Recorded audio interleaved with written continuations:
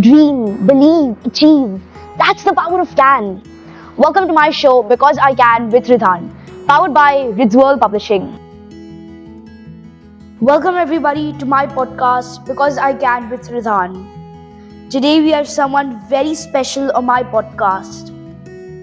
She is a visionary in the field of education and a beacon of light for women and children's welfare. She is the president of the BJP Education Cell and the managing directors for Canvas Kids Preschool. Her leadership extends to the Early Childhood Association and numerous outreach projects. Her accolades include the Times Entrepreneurs Award, International Human Rights Award, amongst many others. She is a TEDx speaker and advocates for education reform. She aims to shape the future by instilling values in the young minds of today. And I would like to present to you Seema Darwan ma'am. Hello Seema ma'am. Hello and namaste to you and namaste Namaste. to everybody. Thank you so much for inviting me here today. Thank you so much ma'am. So how do you feel being on my podcast? Oh, I feel exhilarated. I was on the top of the world to know about the kind of work that you are doing, Radhan. And right here, sitting here, I can just say that I'm so proud that I'm sitting at the same place with you. And, you're a true example of what I am now going to be talking about in education. What is important for children these days, and I think you're a true example of that. So I feel really wonderful that this has been scheduled today. Well, thank you so much ma'am. I'm feeling very excited to talk to you, and I'm sure this conversation is going to be full about wisdom, and I'm sure it's going to be enlightening, and you are going to be an inspiration in front of all. Thank you so much. Thank you ma'am. So should we begin? Absolutely. So ma'am, how did your journey start from aspiration to being an inspiration? Okay, so I think a few years back, if I look through my journey about 5 to 6 years back, I was already an educationist, so I have been into preschool or early childhood education since the last 10 years. But about 6 to 7 years back, as a part of my work, I was constantly in touch with parents, I was constantly in touch with women in general. And I did realize that there was a big need for giving a platform for women to connect, because there was just so much of talent around us. So I think that inspired me to create various platforms to connect the dots. There was so much of talent pool, and there was so much of opportunities in the market, but then there was nobody to connect these two. Yes. So for me to get into various leadership roles, I think the general people inspired me, and my aspirations always were to get those people to be successful in whatever they were doing. Wow, that's so nice to know. It's so nice that you started to give platforms to other people, and it's so nice to know that you're supporting so many women and empowering so many children. Thank you so much. And I just feel it's a responsibility not only for me but towards anybody who wants to work towards their community, to do those simple few things so that Yes. you just connect the dots and you empower the people around you. I very much agree, ma'am.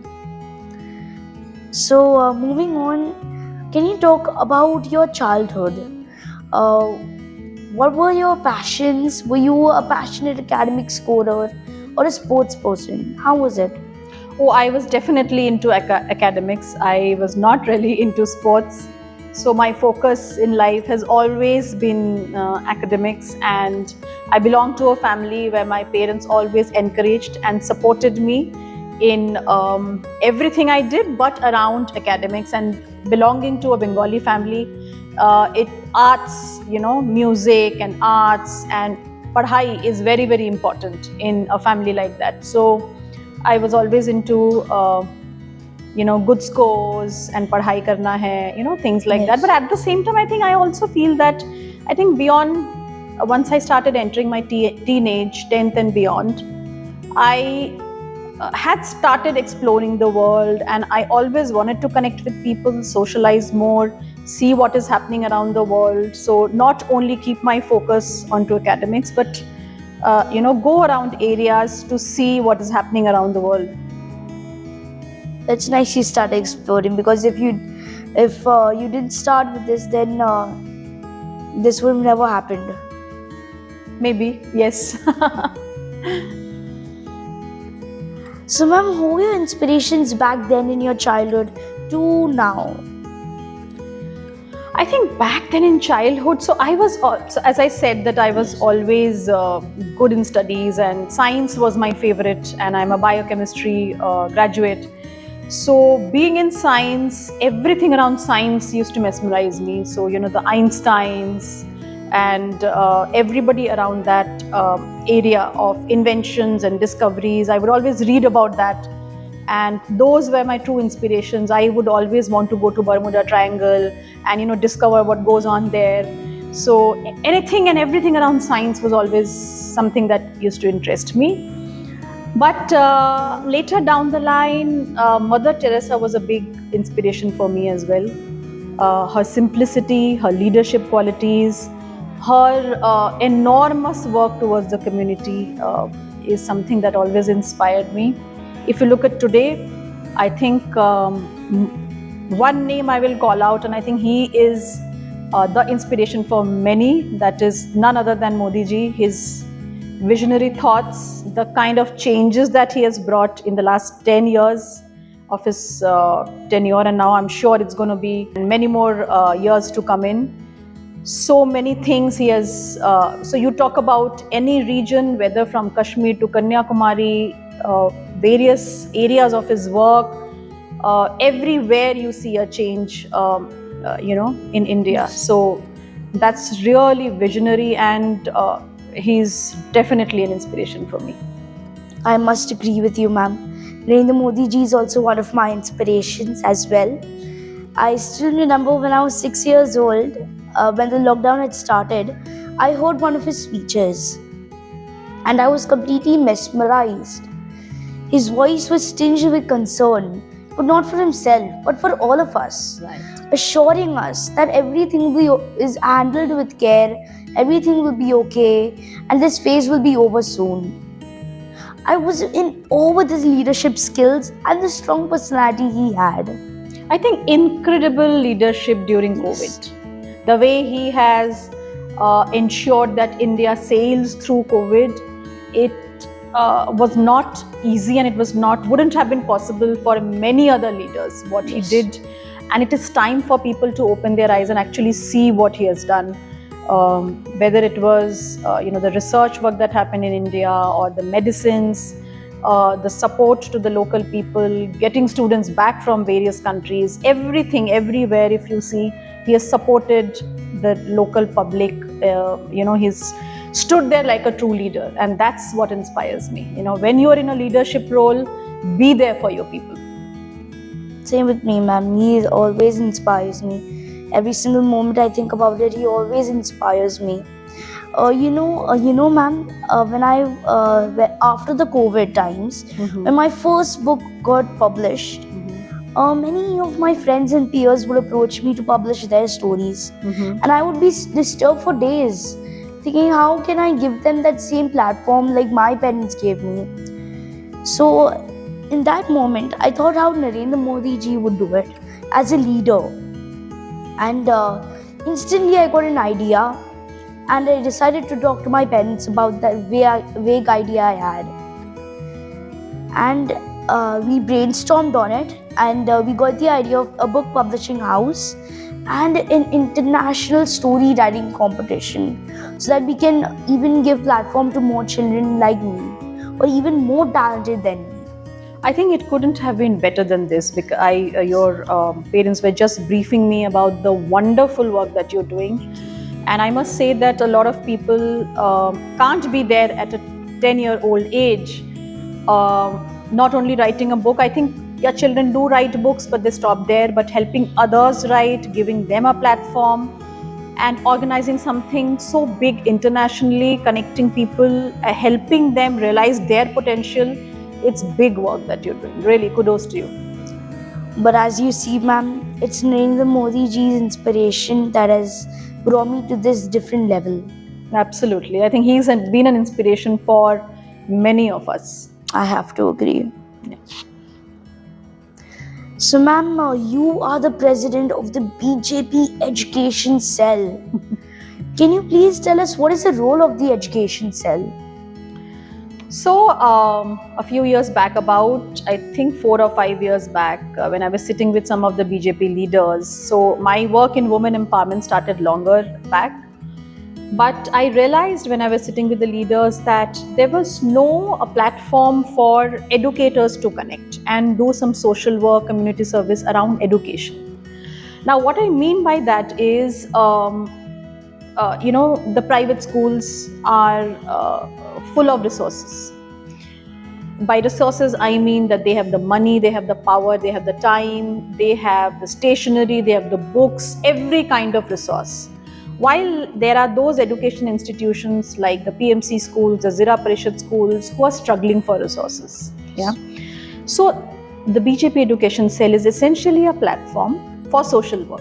So all the educators who are capable of giving it to the society, they all connect together and they all make sure that whether it is books donation drive or stationaries or teachers training, empowering the teachers, because being in private schools, they have access to wonderful teachers training. Yes. But if you look at the other schools, even the schools run by NGOs and all, they don't have a lot of access to either the tools for teaching, the teaching aids, or the teachers training.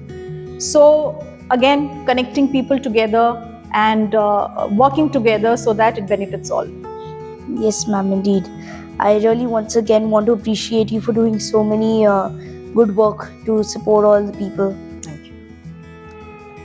So, ma'am, can you talk about the projects which are right now happening under the Education Cell? So we did a big teachers training program, which was around 6 months old and started from foundational numeracy to literacy, personality development, mental health of teachers, and we did it for around 220 teachers for 40 English medium PMC schools. Okay. And that lasted for 6 months. So it was a very, very comprehensive training. The teachers wonderfully benefited out of that. We got certification from the PMC head herself. Lot of private schools joined hands in imparting this training to the PMC schools. That was one big drive that we did.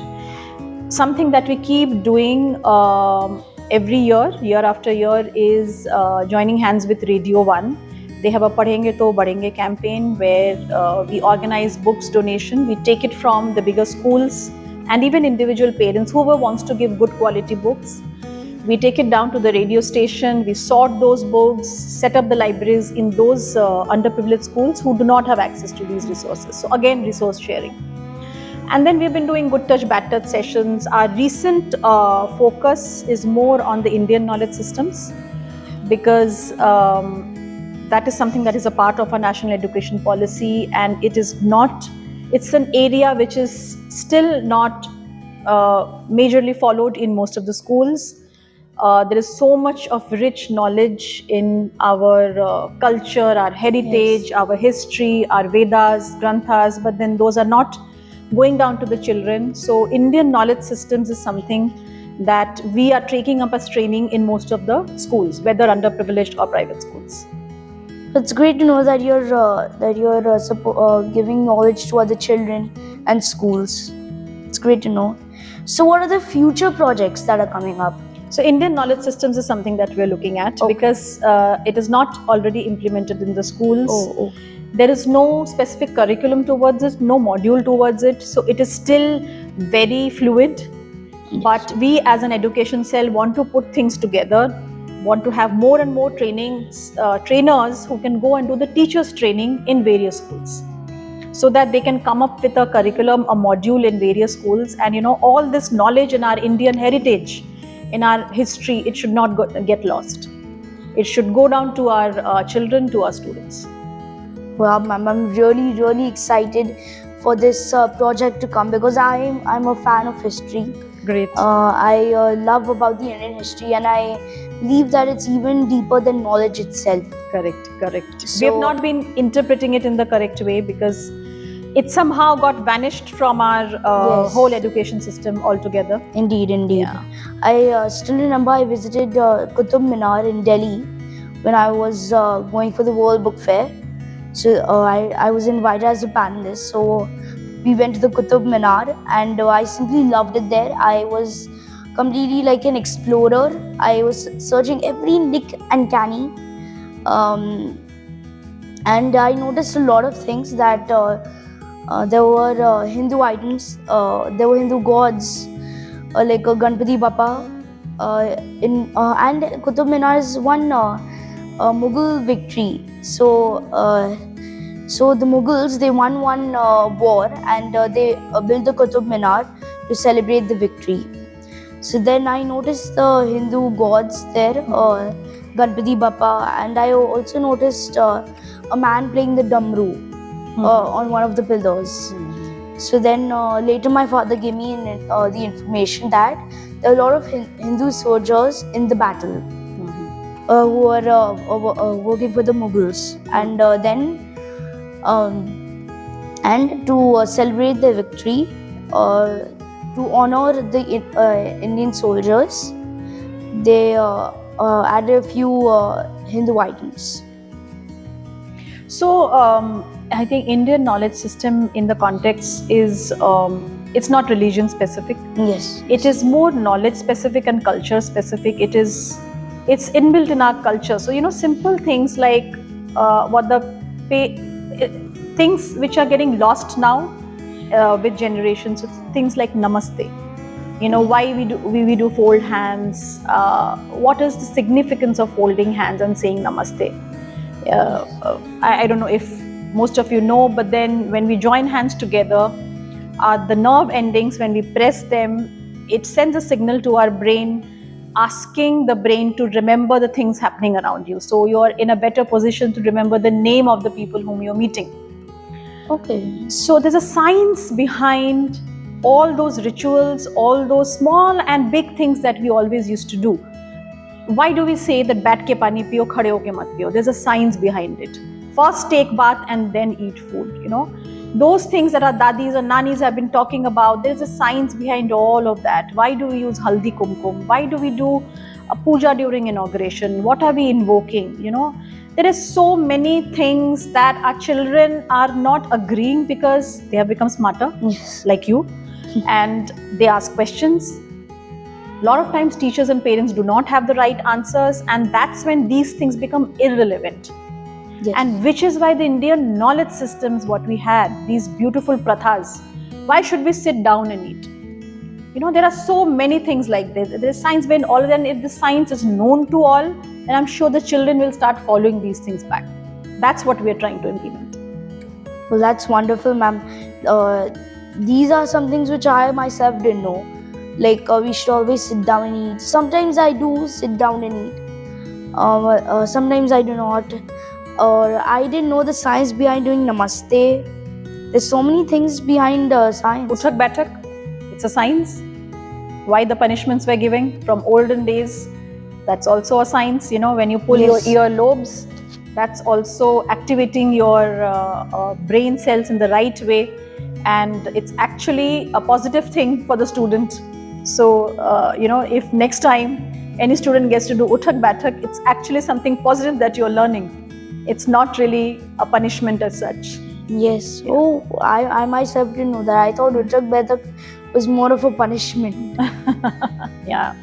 So there are many things like that, and that's what, if we follow the Indian knowledge systems well, there is just so many things around it, and we can. I intend to write a book on it, and I'm sure I'm going to reach out to your parents soon to publish that. Well, we'll be happy to support you, ma'am. Thank you. Ma'am, you and your team have done so many good things. You've made so many programs, amazing programs, So, and you support so many women, and you support many children. So, are there any education cells in the other cities or states? Yes, there are. So there are education communities who do a lot of work, like Early Childhood Association is there. Um, but there are not a lot of communities who are doing a lot of social work. Yes. So in when they have to organize events and panel discussions, of course, to spread the right knowledge to the right set of people, that all is happening. But if you're talking about BJP education as cell as such, not a lot of states and not a lot of cities have.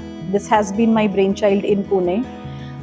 Delhi does have it, and I think down the south also there are some more states who have, but no, not all the states have an education cell. Okay. Yeah. Well, hopefully they'll soon develop more so that there are more people who are being supported. Absolutely. I just hope so. So, ma'am, let's talk about the role of the parents and the community. So, what role do you see that the parents and the community can do to support the children in education? Well, we always say that it needs a village to raise a child. Raising a child is not really one person's job. It's not really a school's job, because a child will spend only a certain number of hours in school, 4 or 5 hours, but the maximum time a child is spending at home. So it is from home that everything starts. Education starts, your culture, your background, your habits, everything starts from home.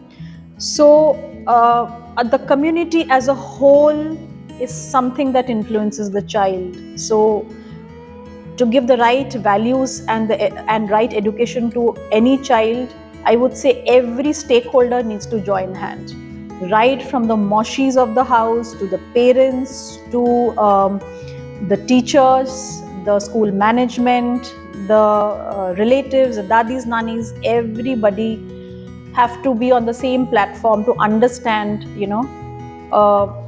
what are the right set of values and education that we want to give. A child-centric curriculum is something that we want to give to this child. Okay. So yes, we need a whole community to raise a child. And it's a part of our national education policy as well. Community, it is mentioned. More involvement of community as a whole is very, very necessary. Hence, our education policy is also encouraging more of parent-teachers associations, more of parents workshops by the teachers workshops, more communication and lesser gaps between the parents and teachers understanding, because that is going to benefit the child. Indeed. Ma'am, how do you think the parents and the community members can improve the quality of the education in the local schools, both government schools and the private schools? The parents and the community members.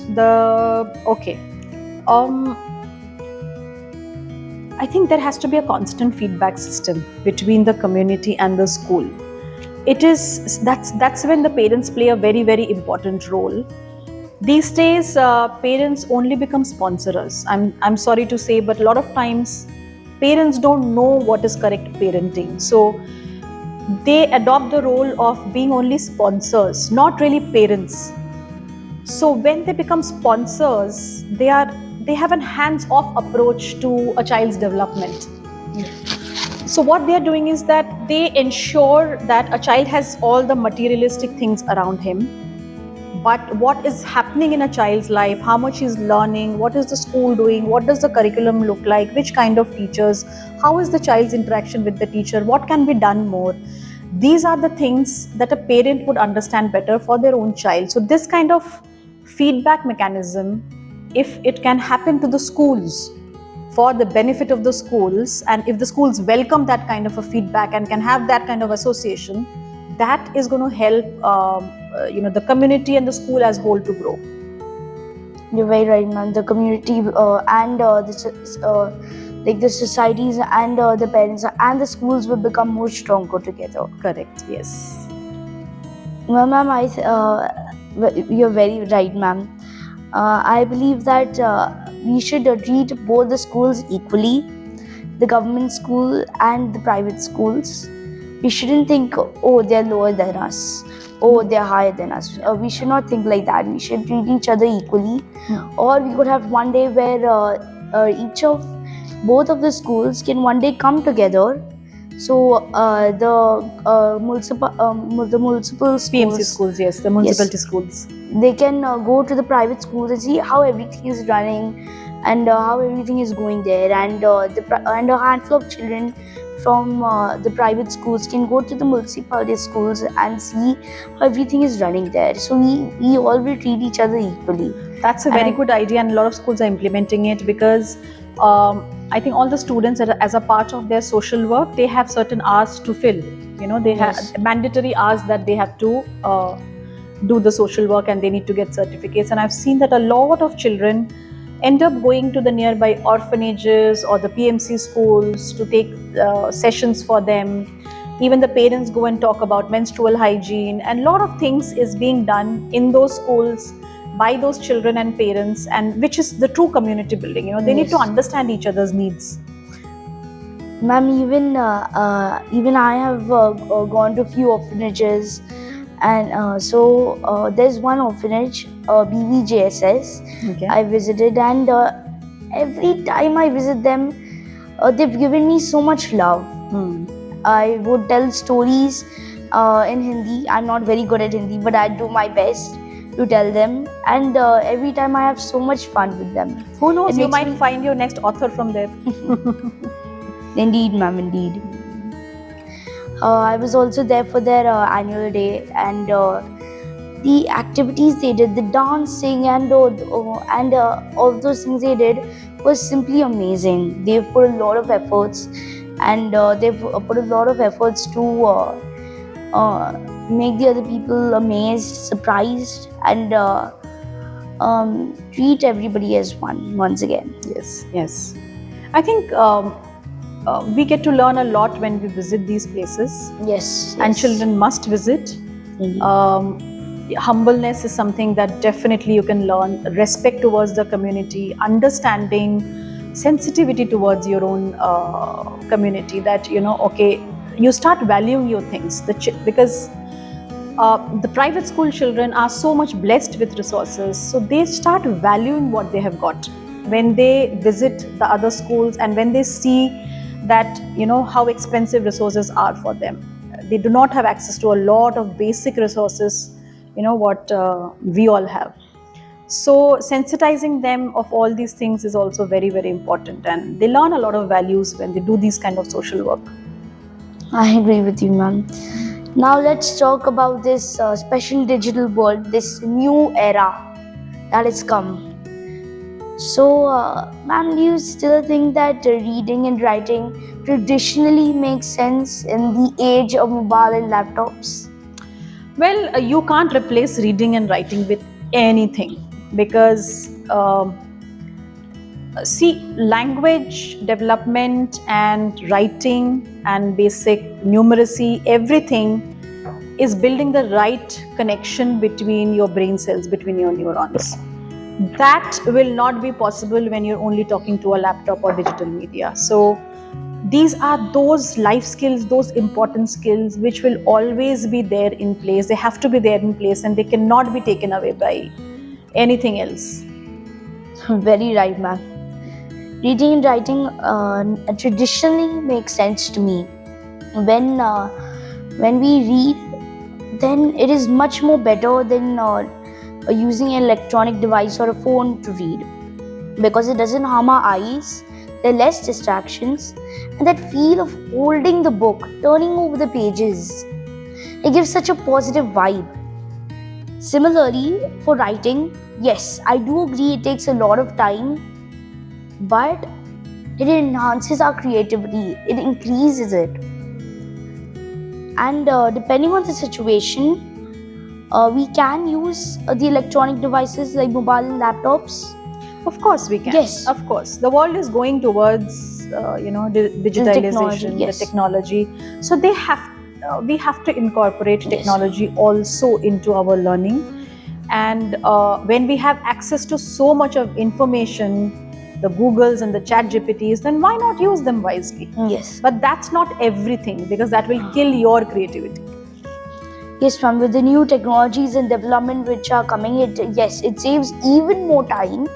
Like ChatGPT and Bing, you can just tell me 5 things about science, and it'll give you amazing 5 sentences. Oh yeah, it's almost as if you're having a conversation with those Yes, apps. yes, and we can use them, but not be dependent on them. Yeah. So I think in the initial years of learning, there has to be restriction for a student to use those applications, because you become completely dependent on them. You have ready answers coming on to you. It will kill your thought process, your creativity, your ideation. That will all go for a toss. So yeah, I mean, including technology like e-learning platforms and a lot of other technology which will help us to reach out to various communities, that is important.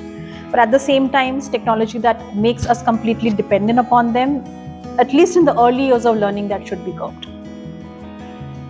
I agree with you, ma'am. I agree with you. So, ma'am, are there any programs run by the government to ensure that reading and writing by children are ever more required? So government has always been encouraging reading and writing. Even back in 2001, there was Sarva Shikshan Abhiyan, SSA is what we used to call it. Even since that time, government has made it mandatory for the children between 6 years old to 14 years old to go to schools. Yes. Mandatory education for all. Government has always been emphasizing about the literacy aspect and the numeracy aspect. So Yes. they've been emphasizing that both these have to be very strong in any student. But as a part of Sarva Shikshan Abhiyan, it's not only the reading writing skills, but there is so much more that the government has been trying to address around education. So first of all, education for all. That children should not be judged by their caste or creed or social, economic backgrounds, or gender. They all have to be provided equal and quality education. So that's what is extremely important. They've also been working on the local infrastructure of various schools, providing the proper toilets, classrooms, furniture, even boundaries for the schools. So all that has been a part of many government projects. If you talk about Nipun Bharat, Nipun is a very recent program that has been launched that emphasizes the reading and writing programs for early childhood education. It's been the curriculum has been so modified that it emphasizes for every preschool to implement it properly, because both the early childhood literacy and numeracy is indispensable. These are the two aspects that Nipun Bharat says has to be done properly in every school. Okay. So, ma'am, as you're talking about government and all, so let's talk about the initiatives by the government. What are the major challenges faced by the Indian education system today? I think major challenge that our education system faces today is handling the different kind of students that participate in a single classroom. So even if you look at the private schools, there is a lot of input from right to education children, and I keep hearing from the bigger schools that in a classroom there'll be a good mix of students between children coming from an upper strata and children coming from an underprivileged. And when we mix them together, even though the schools try their best to give every kind of resource to those children, it becomes difficult to put them together in a class and keep everybody come up to the same level. So that is one thing. Second, I think in the remote areas, reaching out to the proper teachers, recruiting the proper teachers, and teachers training becomes a very, very big issue for the government. So that is one area that the government is currently working on, and they have been releasing a lot of modules online also, which can be made accessible to different areas of India, where it's the same teachers training module that everybody can access, because training has been always an issue. If the teachers are not trained properly, then how do we even impart quality education to every school? So these are two major challenges that we have been facing. Lastly, and not the least, post-COVID, we have seen a high rise in the number of children with special needs, with developmental delays and speech delays. So the need for remedial classes, remedial teachers, child psychologists, psychiatrists has been on the rise. And it's an urge even from my side to the government, to all educational institutes, to have more teachers training center around this area especially. Because if you look at these courses, first of all, they are not available in the market a lot. There are very few institutes who do those courses. Second is they are not subsidized courses. These are very expensive courses. So make it more free and accessible to teachers as a whole to learn about remedial training, because that's a need in every school now. A lot of children after COVID, because of a lot of exposure to digital media, have been coming up with developmental delays, and it's needed that we work on these children and make them come up Yes. along with the regular children as well. Okay, understood. Yes. Man, now let's talk about the national policy, which was changed 34 years ago, Now, yes. and now recently it's been changed in 2020. So can you highlight the key features of it, and how will it impact the future generations? So, national education policy is a visionary document. It talks about all areas of education. So, it starts from quality education. It starts from education for all, and it's the first time that in national education policy, the early childhood years of education has been recognized. If you look at the previous policy, there was no mention of early childhood education at all. So this time it's been mentioned, and it's been recognized that the 2 years to 6 years age is a very, very important developmental age in children, and that is where almost 80% of the brain development happens. So then the importance of schooling at this age, and the curriculums and the exposure to different kind of things at this age is very important. So that's been mentioned in the national education policy. Emphasis on teachers training is very, very crucial. National education policy also talks about including the right technology, because that's where the world is going. So right technology for education, e-learning systems, webinars, and even it also talks about a lot of community support, what we just spoke about. Yes. Bringing the community in as a whole, making more of parent teachers associations, Yes. and involving all stakeholders of education, so that we can have a child-centric curriculum, is what the NEP is talking about. NEP is definitely talking about a more holistic education for the child, and a more activity-based education rather than rote learning. They want every school to focus on lots of activities, learning through games, through learning by doing, Yes. so that they can apply whatever they have learned. So holistic application is what NEP is talking about. But after NEP, we talk about the NCF, which is the National Curriculum Framework. That are basically the standards for every school to work upon. So that those are more of the guidelines. So Yes. NEP is the visionary document, which has been now, the guidelines have been now shown in the NCF. Okay. Yeah. Well, that's really nice to know. We have also learned a lot of information about the national policy. And yes. So, ma'am, as an educator, Have you noticed any changes over the years in the education policy in India? So national education policy, as you rightly said, has been revised after years. Yes. And now it's been 4 years that it has come out, and people are still working on it because the NCF itself has 360 pages. So I call it the 360-degree overview of the education system in India. But definitely there are positive changes that are expected. Some changes have already been implemented into our assessment systems, into converting the rote learning into more action-based or application-based learning. That is definitely a change that is being looked forward. And I keep telling everybody, even we understand the need of teachers these days is more to not become lecturers in the classroom, but to become facilitators.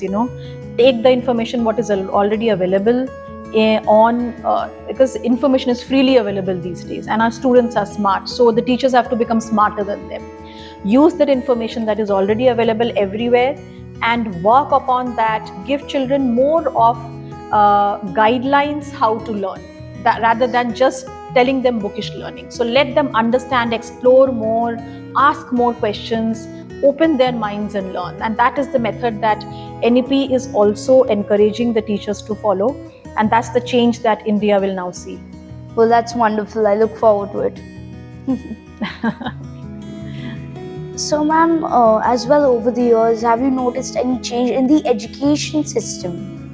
So these are the changes that are now being seen in the education system. Schools are trying to incorporate more of application-based learning, involving parents into the learning system, ensuring that there are proper remedial teachers in the school so that there are children who are lagging behind.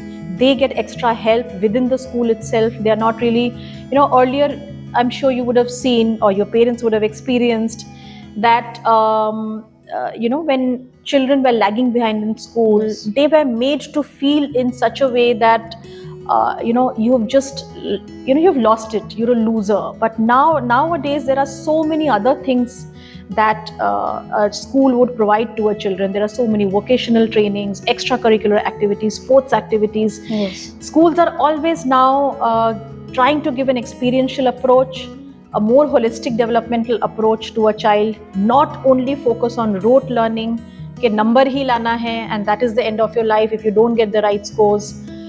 The schools are trying to tell, the education system is trying to tell that there is a lot more out there for every student in the market and not just those grades. And that's what the parents also have to accept, that it's not only that every student has to go and become a doctor or an engineer.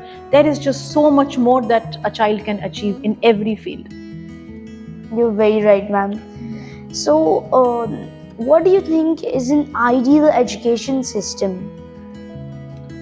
Well, an ideal education system is the one which brings out the strength of a student. Yes. Whatever is the strength, it does not misguide him, it guides him to achieve his true potential. You're very right, ma'am. And I completely agree with you about it. Ma'am, with your permission, I have 3 ideas I would like to Absolutely, say. why not? I'm sure your ideas will be brilliant. And that's what we're talking about. That's what NEP is talking about.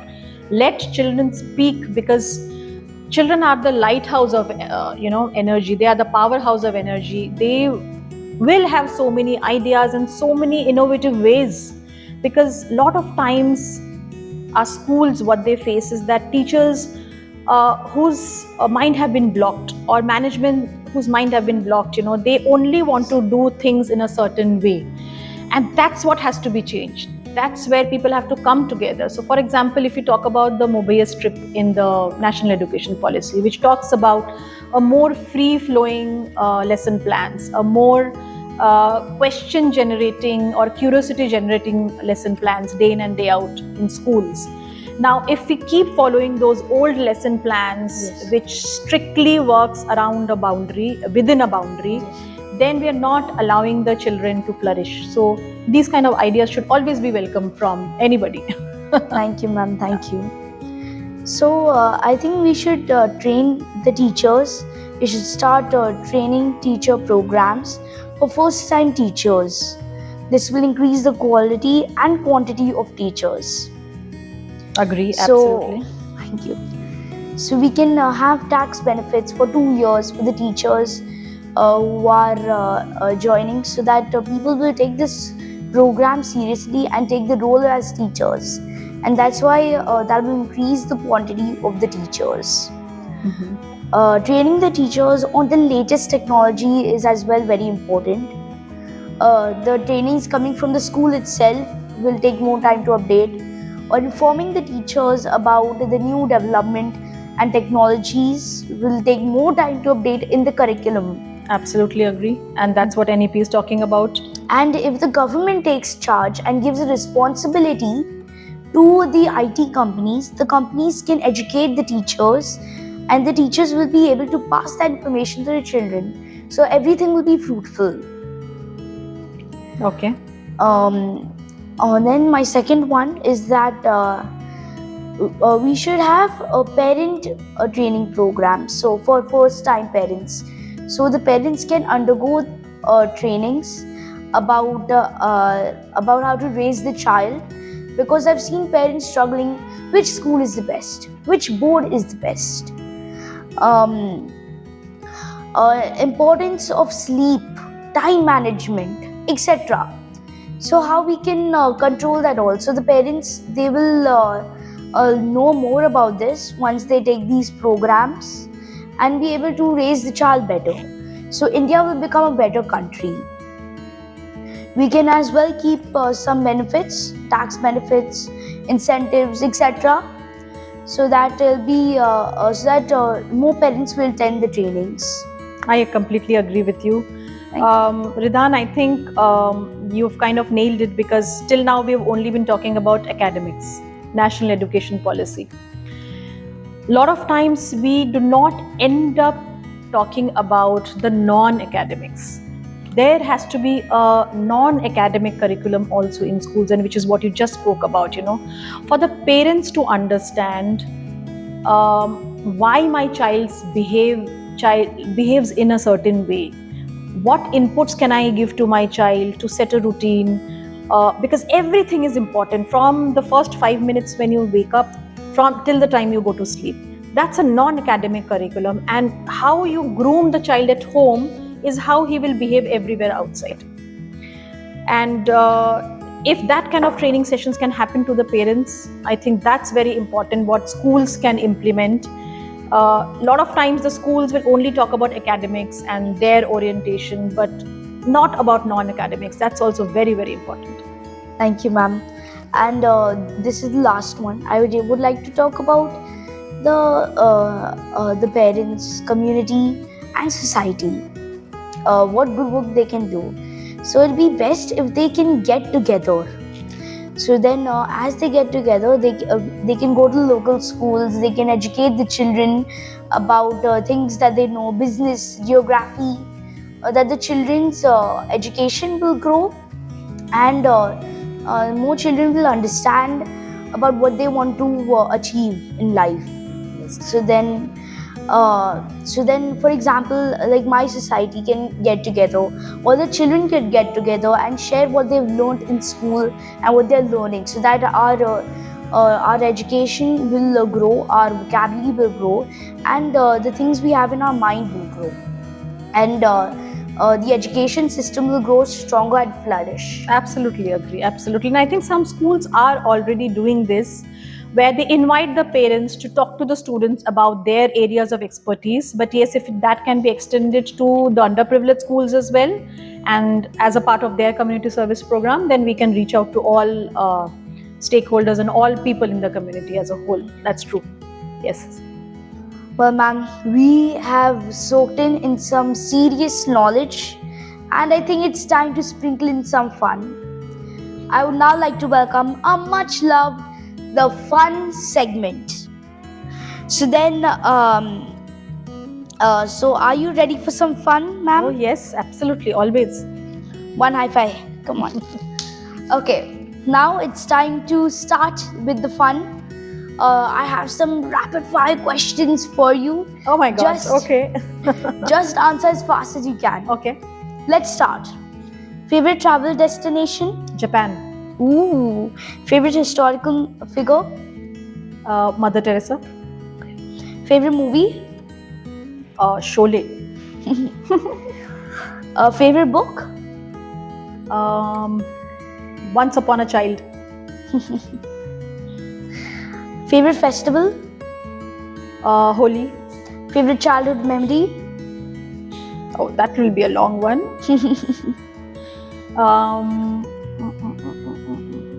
Can't think of anything right now. Okay. Any song which is coming into your mind right now? Jo Jeeta Hui Sikandar. Okay. Favorite way to relax? Goa. Favorite quote?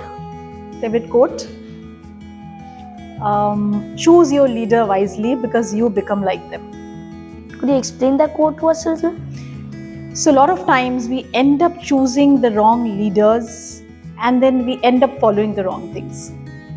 So you must choose your leader wisely and you must be able to look up to your leader because you learn a lot from your leader and you have to choose what motivates you. You should not get motivated by the wrong things. So that's how your leader should be and that's how you should be. Very meaningful quote. And favorite dish? Chole bhature. Ma'am, me too. Okay. Let's have a chole bhature dinner party. Oh yeah, absolutely. It was lovely talking to you, Ridan. Really. It was lovely talking to you, ma'am. We have got to know so many things. I've got to know so many things, and we have got to know so many things about you. And we had so much fun time. Now it's time for a little more fun. Oh wow, the fun doesn't end here, is it? It does not, ma'am. Okay. Fun has no limits. Yeah, absolutely. So it's a choose one game. Mm-hmm. I'll give you two options, and you have to pick your favorites. Okay. Ready for some tough decisions, ma'am? Oh, yeah, absolutely. Let's go. Coffee or tea? Tea. Writing or reading? Writing. Quiet time or good company? Quiet time. Silence. Yeah. Yoga or meditation? Meditation. Fiction or non-fiction books? Fiction. Imagination flourishes. Yeah. Sweet or savory snacks? Sweet. Phone call or text messages? Phone call. You've got to make it fast. कौन message का reply के लिए wait करे? Sunrise or sunset? Sunrise. Oh wow, how fun was this one? Now let's turn math into fun. Okay. 1 plus 1 equals to fun. Okay. I give you one word and you pop me back with the first word that comes to your mind. Mm-hmm. Ready for some wordplay, ma'am? Oh yeah. Let's go. Celebration. Diwali. Language. English. Social service. Orphanages. Knowledge. Light. Light. Light. Light. Edison. Creativity. Decorations and rangoli. Words. Powerful. Powerful. Words. Education. Everything. India.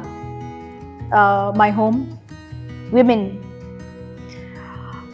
Strong. Children. Bubbly. Me. Too good. Thank you, ma'am. It was so fun talking to you, and you were very swift. I have to admit it. Thank you so much. And it was really nice talking to you. Indeed, ma'am. Indeed, it doesn't feel like it's all coming from a 10-year-old.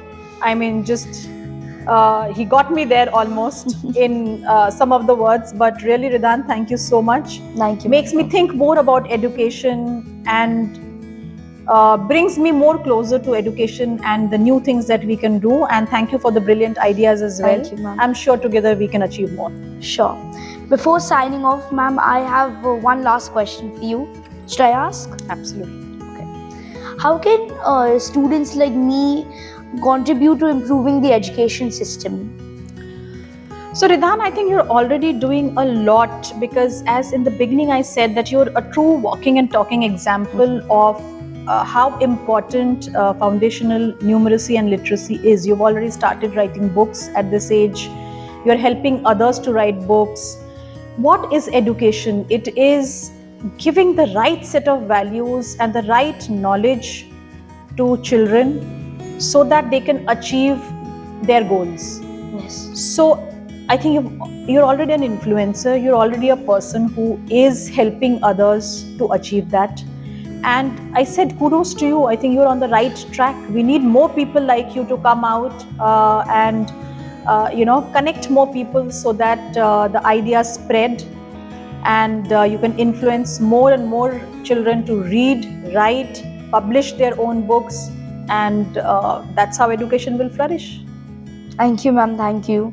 It's been a very educational talk we had with ma'am. We've learned a lot of things, and yes, wisdom has flourished over here. Thank you so much, ma'am, for supporting so many women, empowering them, and supporting the children's education. It is you that has instilled the values in the young minds of today, and thank you so much for doing so many beautiful things for India. I salute your passion as an educator, and for that we just wanted to give one gesture from the Rids World team. Thank you so much. The pleasure Thank is you, all ma'am. mine. This Is that for your you, ma'am. book? Yes, Wow. ma'am. This is Once That's Upon amazing. on Our Minds, Volume 2. So this was of my Season 2 initiative of my story writing competition. Oh wow. And Amazing. and like I said, the response was amazing. We've got 16 authors from the last 2 seasons, and it's been going amazing. I hope one day every child will get a chance. I'm sure. And the way you're spreading your knowledge, and so social media, you're using it in the right way to influence people, and that's how technology should be used. So congratulations. I think you're doing a great job. Thank you you. for this. Well, ma'am, let's sign off together. We have to do this action, okay? All This. right. So 3, 2, 1. See you, ma'am, and Ridhan Jain signing off. Signing off.